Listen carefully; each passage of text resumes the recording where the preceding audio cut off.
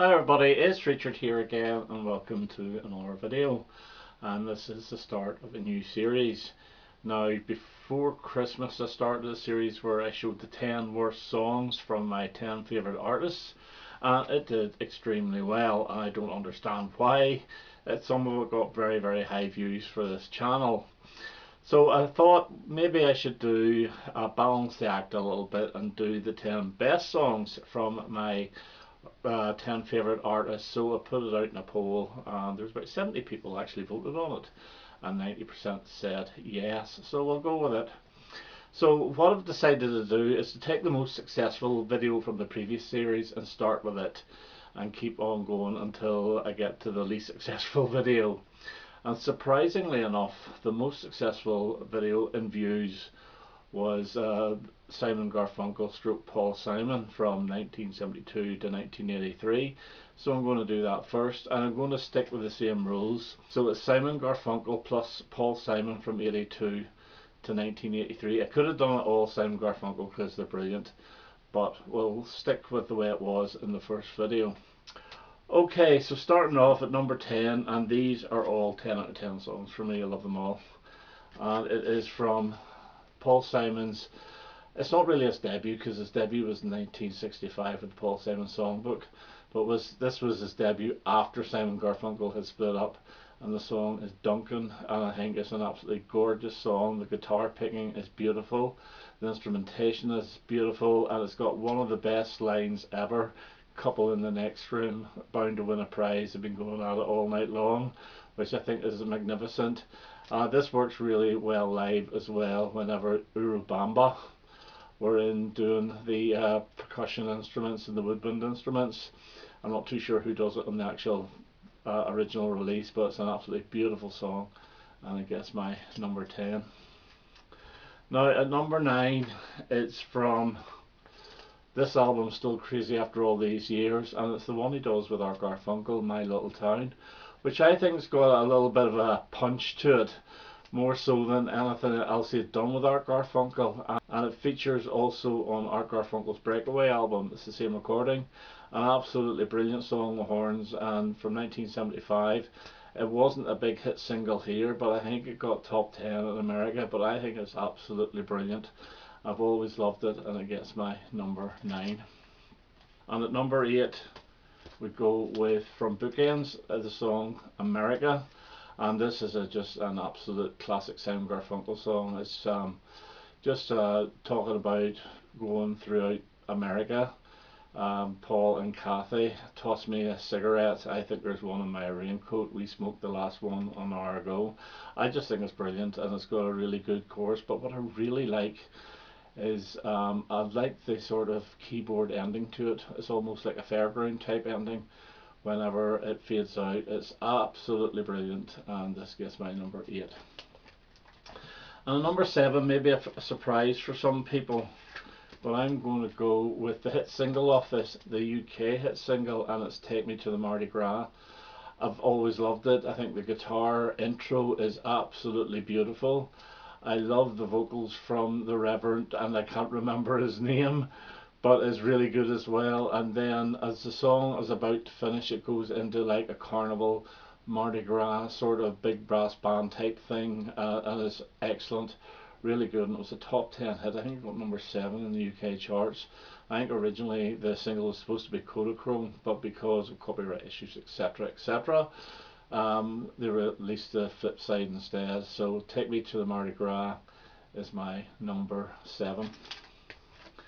And at number 6, and an absolute classic again, it is the title track, The Sounds of Silence, or The Sound of Silence, and it has to be the electric version for me. I do like the acoustic one, but this one is by far the best, and this was released in America without their knowing. That backing instruments had been put on, and it became a number 1 hit. It was never a hit single in the UK. In fact, the biggest hit in the UK was by The Bachelors, and it's absolutely dreadful. But this is an iconic 1960s song, and if you were to pick any song from the 60s to represent the 60s, this would be as good as any. Again, I love it, and it's my number 6. And at number 5 We go back to the There Goes Round and Simon album, and it's American Tune, the track that opens side 2 of the album. Again, it's a beautiful song, and some of the music has been taken from J.S. Bach, I believe. I'm not too sure the piece, but it's really a song, I think, about Paul's disillusionment with America at that time, and I think he was away from home and he was missing it, but he is seeing the state of affairs in America as he perceived them, and it's just really, really good, beautiful track. I think it was the 3rd single from the album. I don't know how it did in America, but it failed to chart here, but it's absolutely brilliant, and it's my number 5. And at number 4 we have Mrs. Robinson, an absolutely classic track from the Graduate soundtrack, although this single version never featured. It was just sort of an acoustic jam that got on the actual soundtrack itself. But the single version is absolutely brilliant. It's got the most infectious chorus ever, great guitar picking, great singing, and everybody knows this track. So it's my number 4. Now for number 3, 2 and 1 I'm showing the same album, and the reason being it's my second favourite album of all time. And my number 3 is The Boxer, and again this is so melodic and the guitar playing is so gorgeous. I do like the big bombastic end to it as well. I think it's really, really good, and I do like the little instrumental break in the, I think it's the 4th verse. I think you had 2 verses and a chorus or a la la la, and then another verse and then a little instrumental break. Really, really good. Top 10 hit in the UK, and deservedly so.